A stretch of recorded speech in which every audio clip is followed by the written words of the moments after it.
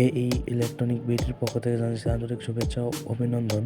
তো আজকের টপিক হচ্ছে কীভাবে আপনারা আইপিএস বানাতে পারেন এবং আইপিএস বানাতে কী কী লাগে সেগুলো একটু আলাপ করিয়ে দেবো। দেখতে পাচ্ছেন স্ক্রিনের সামনে আমরা একটি বক্স রেখেছি আইপিএস এর ক্যাবিনেট।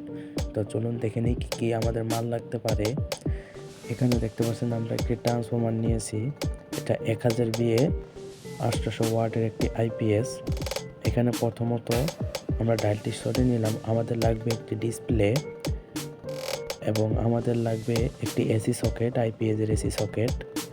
এবং এখানে আমরা দেখতে পাচ্ছেন এখানে 10 RM এর যে ব্যাটারি তারটা আছে অরিজিনালটা আমার এই ব্যাটারি তারটা নিয়েছি এবং এখানে একটি এসি কর্ড নিয়েছি অরিজিনাল ভালো মানের এবং একটি কুলিং ফ্যান মেশিনটি ঠান্ডা রাখার জন্য।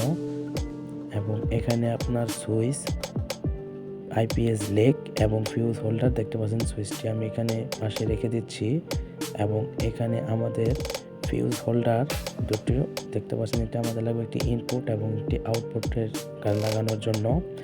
এবং এখানে আমরা এই যে মাদারবোর্ডটি দিয়ে বানাবো সেই মাদারবোর্ডটি আমরা এখন দেখাচ্ছি আপনাদেরকে। এখানে নাতাশা ইনভার্টার একটি আমরা ব্যবহার করব। এটা সোকামের খুব ভালো পারফরমেন্স দেওয়া একটি বোর্ড।